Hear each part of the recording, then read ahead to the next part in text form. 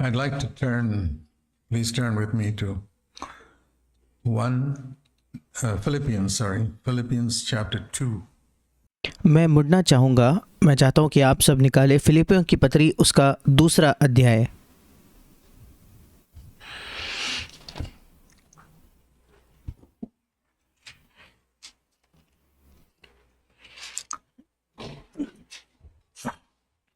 The Philippian church was a church that Paul was very happy with.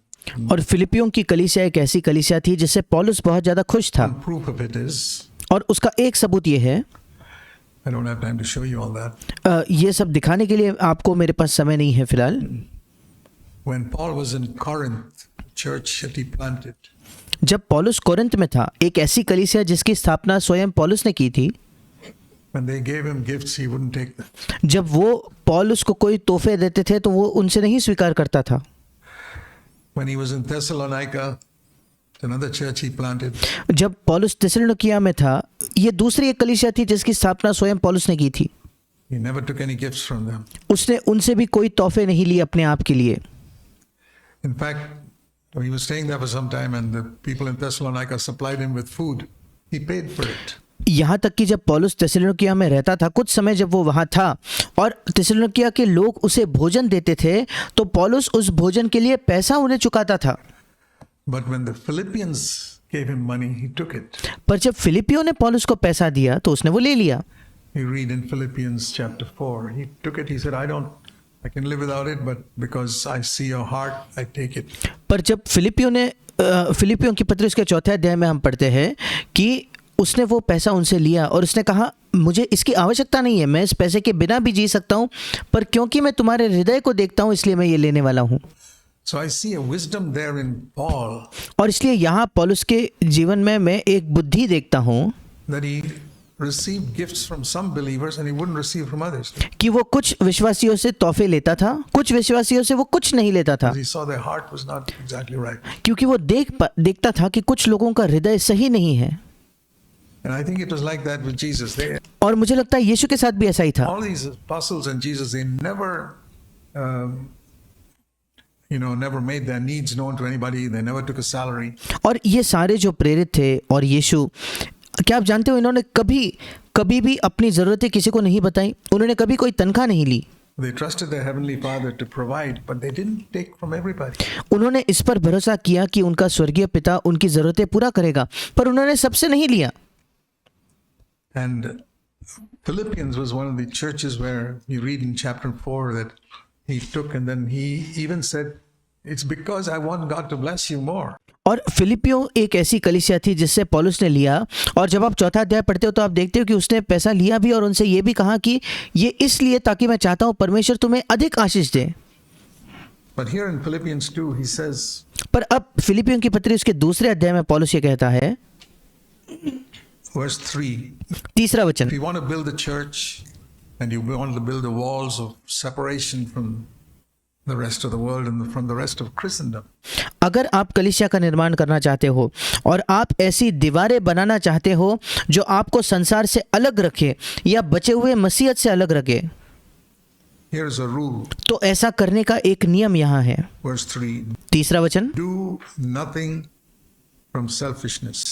और तीसरा वचन कहता है कि कोई भी बात स्वार्थ से ना करे, अपने स्वार्थ के लिए ना करे। You could take those 4 words, do nothing from selfishness, and keep it in front of your table. और हिंदी में लिखा है झूठी बढ़ाई के लिए कुछ ना करो, इंग्लिश में लिखा है कि अपने स्वार्थ से कुछ ना करो। और इन 4 शब्दों को कि अपने स्वार्थ से कुछ ना करो, इसको लेकर आप अपने मेज पर लिख कर रख सकते हो And live with it for the rest of your life. और अपने बचे हुए जीवन आप इन्हीं शब्दों के माध्यम से, इसके सहारे से गुजार सकते हो।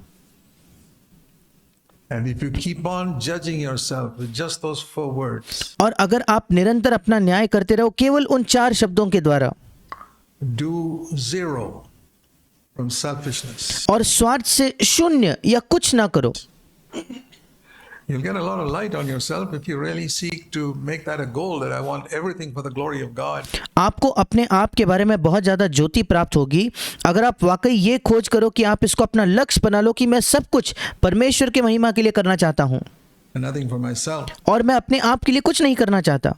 And he goes on to say, with humility of mind, consider others as not as most spiritual. You can't consider others as most spiritual because they are not most spiritual. और तीसरे वचन में वो जारी रखते हुए अगले भाग में कहता है, पर दीनता से एक दूसरे को, वो ये नहीं कहता कि दूसरों को अपने आप से ज़्यादा आत्मिक समझो. क्यों? क्योंकि अगर कोई आपसे अधिक आत्मिक नहीं है तो आप उन्हें ज़्यादा आत्मिक नहीं मान सकते. But consider others as more important. पर वो कहता है कि दूसरों को अपने से अच्छा समझो. हिंदी में लिखा है, अंग्रेजी में लिखा है कि दूसरों को अपने से महत्वपूर्ण समझो. You know, just like when two people come to a door and you're always willing to step back and let the other person go through the door, in unimportant things like passing through a door, we are always willing to step back. और आप जब देखते हो कि अगर दो लोग एक साथ किसी दरवाजे के पास आते हैं, आप हमेशा तैयार होते हो कि आप पीछे कदम लो और दूसरे व्यक्ति को उस दरवाजे से पहले जाने दो. और ऐसी जो गैर ज़रूरी बात है, जो ज़्यादा महत्वपूर्ण बात नहीं है, जैसे दरवाजे में जाना, उसमें हम पीछे आने के लिए तैयार होते हैं. But there are more important things. I've seen people competing to be elders in church. पर इससे महत्वपूर्ण चीज़ें कुछ है. मैंने यहाँ तक कि कलीसियाओं में लोगों को अपने आप के बीच ऐसी प्रतियोगिता करते हुए देखा है कि वे उनमें से कौन प्राचीन बनेगा. I've seen here in this church in previous years people who are in eagerness to come up to the front and speak. और मैंने यहाँ इस कलीसिया में बीते वर्षों में ऐसे लोगों को देखा है जिनके अंदर एक ऐसी उत्सुकता है, आतुरता है कि वो आगे आकर प्रचार करना चाहते हैं. And when things change and they're not invited to come up to the front, they get offended and leave. और जब चीज़ें बदल जाती हैं और उन्हें सामने आमंत्रित नहीं किया जाता कि वे आगे आकर कोई साझा करे या प्रचार करे, वे बुरा मान जाते हैं और वे कलीसिया छोड़कर जाते हैं.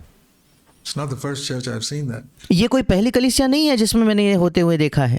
I mean, I've had experiences with so many churches for 50 years. क्योंकि बीते 50 वर्षों में मेरी कई कलीसियाओं के साथ मेरा ये अनुभव रहा है. And I've seen that even in India. मैंने भारत में भी इसी बात को देखा है. The eagerness to get honor, not in the world, but in the church. एक आतुरता, एक लालसा कि हम आदर प्राप्त करें, संसार में नहीं बल्कि कलीसिया में. Here's a good word for yourself, for all of us. यहाँ आपके लिए एक अच्छा वचन है, हम सबों के लिए एक अच्छा वचन है. Regard others as more important than yourself. दूसरों को अपने आप से ज़्यादा महत्वपूर्ण समझो. Do nothing from selfishness. कोई भी बात स्वार्थ से न करो. And second sentence to clarify that. और दूसरा वाक्य इसी का स्पष्टीकरण देते हुए, Do regard others as more important than yourself. I दूसरों को अपने से ज़्यादा महत्वपूर्ण समझो. tell you honestly, you can live your whole life with that one verse. मैं आपको ईमानदारी से इस बात को बताता हूँ कि आप अपना संपूर्ण जीवन इस एक वचन के सहारे से जी सकते हो. That's how we build the church. हम कलीसिया का निर्माण ऐसे ही कर सकते हैं. And don't just take it lightly. और इसे केवल हल्के में न ले लेना. You take it seriously. I've आप इसे गंभीरता से लीजिए. taken it seriously. मैंने खुद इसे गंभीरता से लिया है. And I've seen how a lot of things I'm doing with selfishness. और मैंने देखा है कि कैसे कई चीज़ें मैं केवल स्वार्थ से कर रहा हूँ. And as I get light on it, they become more and more like Christ. और जैसे मुझे उस पर ज्योति मिलते जाती है तो मैं और अधिक मसीह जैसे बनता जाता हूँ. So don't imagine that you do everything unselfishly. You और इसलिए ये कल्पना न कीजिए कि आप हर चीज़ निस्वार्थ भावना से करते हो. don't. आप ऐसा नहीं करते. Our goal is to become like Jesus. It हमारा लक्ष्य है कि हम यीशु के समान बने. says in verse 5, 5वें वचन में ये भी लिखा have है, the same attitude in yourself, which is in Christ Jesus. जैसा मसीह यीशु का स्वभाव था वैसा ही तुम्हारा भी स्वभाव हो. That's why he's saying do nothing from selfishness. He did nothing from selfishness. इसी वजह से पौलुस कहता है कि कोई भी बात स्वार्थ से न करो, क्योंकि यीशु ने कोई भी बात स्वार्थ से नहीं की. His entire life, he did nothing from selfishness. यीशु के संपूर्ण जीवन भर में उसने कोई चीज स्वार्थ से भरी नहीं की. And that's our goal. We और यही हमारा लक्ष्य say है. we want to become like Jesus. Here it is. हम कहते हैं कि हमें यीशु जैसे बनना है, तो यही लक्ष्य है. Regard others as more important than yourself. दूसरों को अपने से अधिक महत्वपूर्ण समझो. I remember somebody asking me once, why did Jesus call one woman a dog? और मुझे याद है एक बार किसी ने मुझसे प्रश्न किया था कि क्यों यीशु मसीह ने एक स्त्री को एक बार एक कुत्ता कहा। Once you read that in Matthew, I don't have time to show you that. You know the story. He went to Tyre and Sidon. आप मत्ती में इस बात को पढ़ सकते हो। अब मेरे पास समय नहीं है वो कहानी आपको दिखाने के लिए, पर एक बार यीशु सूर और सैदा की ओर गया And there was a woman who said, please come and heal my demon-possessed daughter. और वहाँ एक स्त्री थी जो कहने लगी कि हे कृपया आकर मेरी जो बेटी है जिसको दुष्ट आत्मा सताता है उसे तू चंगा कर। And Jesus said, I can't give the bread, the children's bread to the dogs. और यीशु ने कहा कि जो बच्चों की जो रोटी है, बच्चों को दी जाने वाली लड़कों की रोटी को लेकर उसे कुत्तों को आगे डालना अच्छा नहीं। He was calling her a dog. और ऐसा लगता है कि यीशु उसे कुत्ता कह रहा है। And somebody said, how did Jesus do that? और फिर किसी ने मुझसे पूछा यीशु ने ऐसा कैसे किया? And she immediately replied saying, but even the little pups eat the food that's fallen from the table. और उस स्त्री ने तुरंत यीशु को उत्तर दिया कि हाँ प्रभु, पर जो छोटे छोटे कुत्ते होते हैं वो कम से कम मेज से नीचे गिरने वाला जो चूर चार है उसे तो खाते हैं।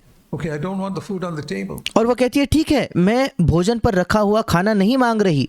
Even something that falls from the table while the children are eating, that's enough for me, Lord. और बच्चे जब खाना खा रहे हैं तो जो चीज मेज से गिर जाए वो भी मेरे लिए पर्याप्त है प्रभु। She took that position. उसने उस स्थान को लिया।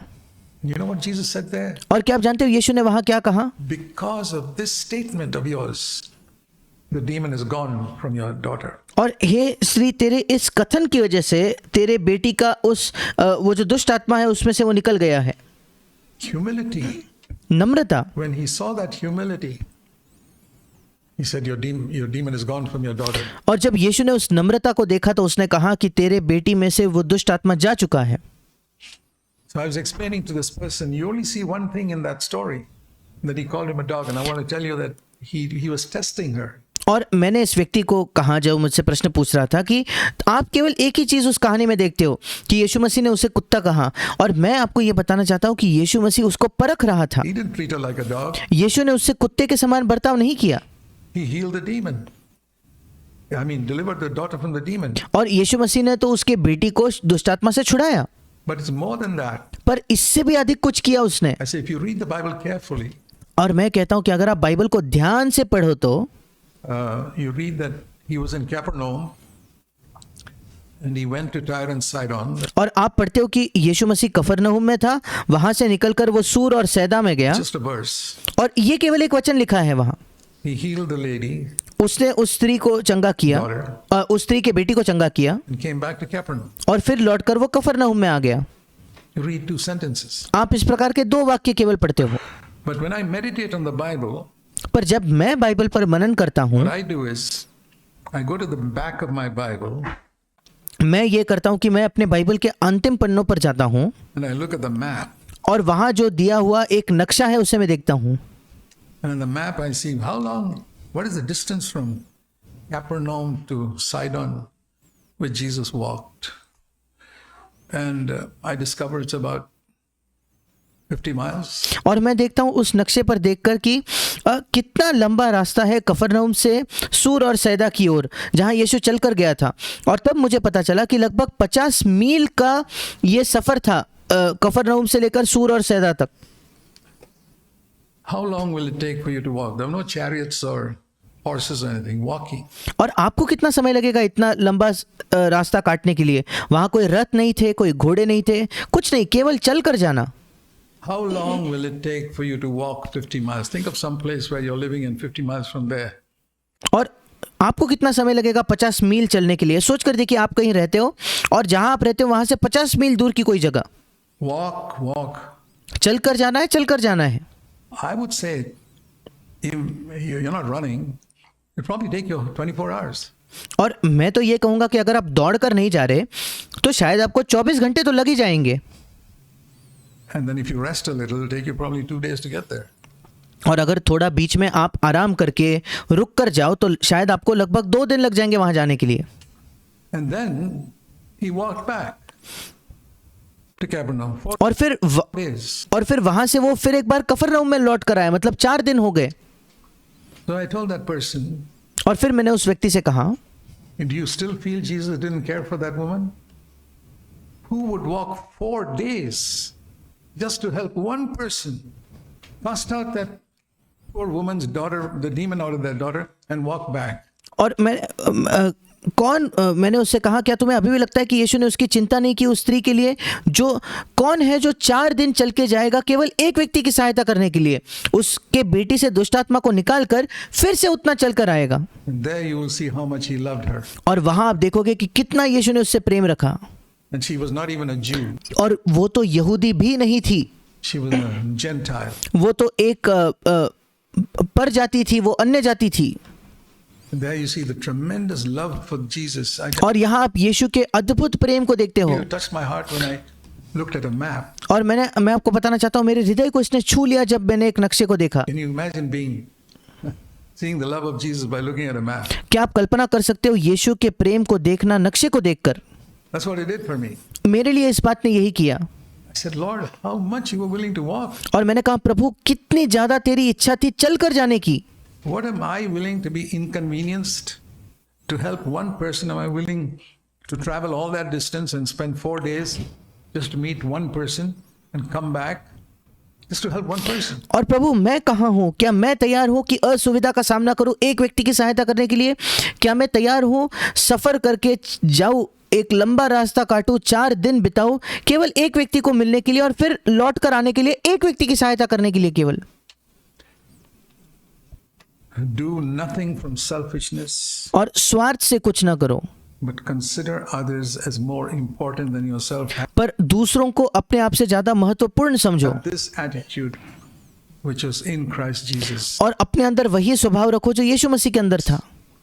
It's not enough to understand these things in theory. और ये सारी चीजें केवल किताबी ज्ञान के तौर पर समझना हमारे लिए पर्याप्त नहीं है।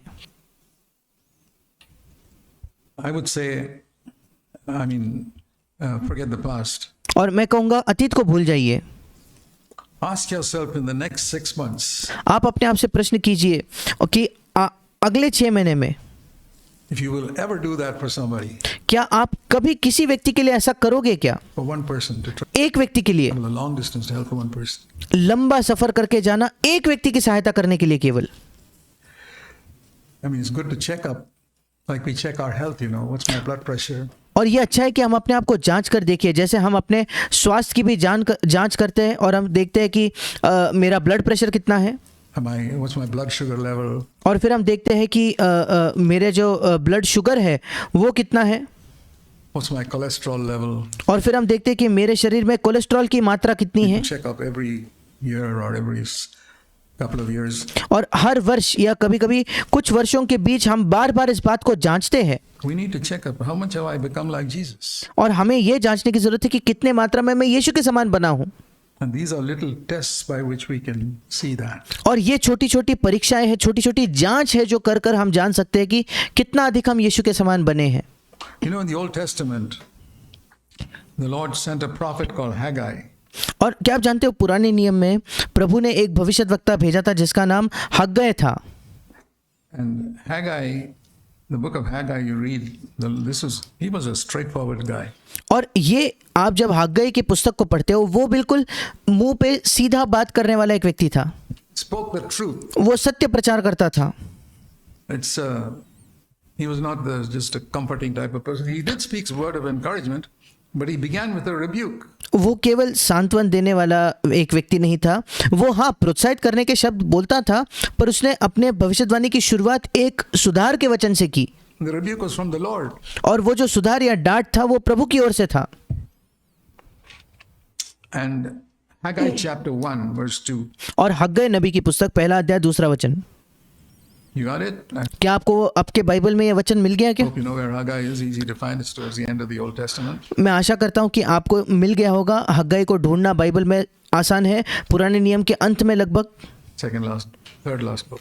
और आखिरी से तीसरी पुस्तक, अंत होने के पहले तीसरी पुस्तक पुराने नियम में। Haggai 1 chapter 2. हग्गै की पुस्तक पहला अध्याय दूसरा वचन। Thus says the Lord of hosts, this people say, the time to build the church is not yet time. और दूसरा वचन, सेनाओं का यहोवा यो कहता है, ये लोग कहते हैं कि कलीसिया बनाने का समय नहीं आया। Not yet time for me to get active in the work of the church. अब तक मेरे लिए वो समय नहीं आया कि कलीसिया के काम में मैं ज़्यादा सक्रिय बन जाऊं.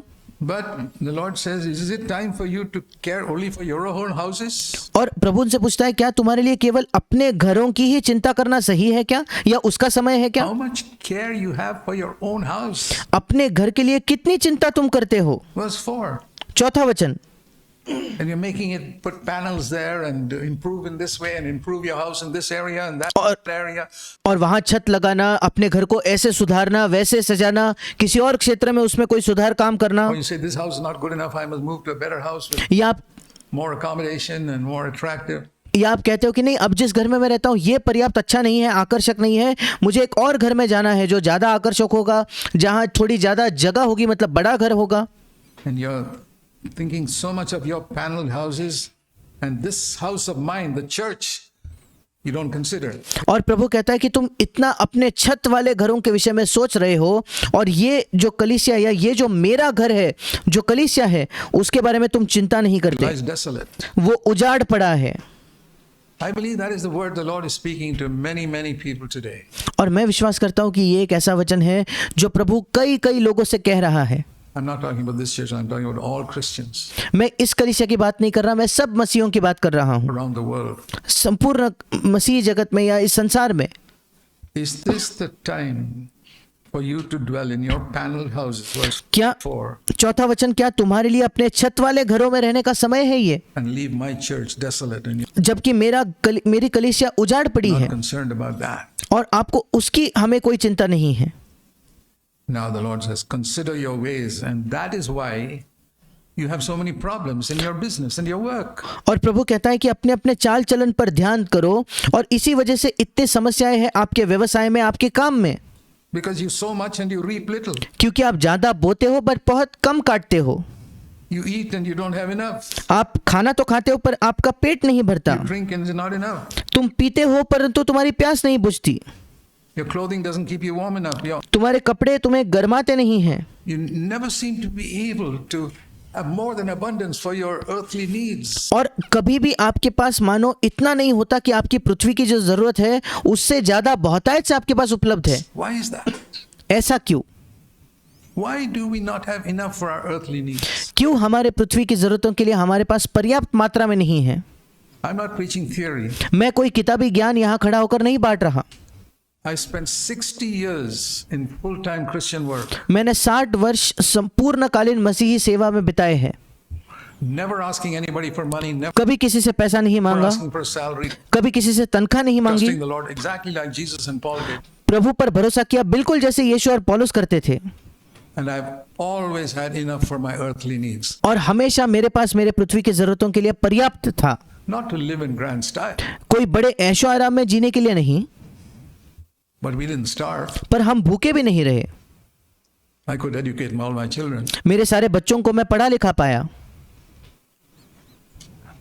Seek the kingdom of God first and his righteousness, पहले परमेश्वर के राज्य की और उसके धार्मिकता की खोज कीजिए, and all your earthly needs will be added to you. और आपकी सारी पृथ्वी की जो जरूरतें हैं वो आपके लिए जोड़ दी जाएंगी.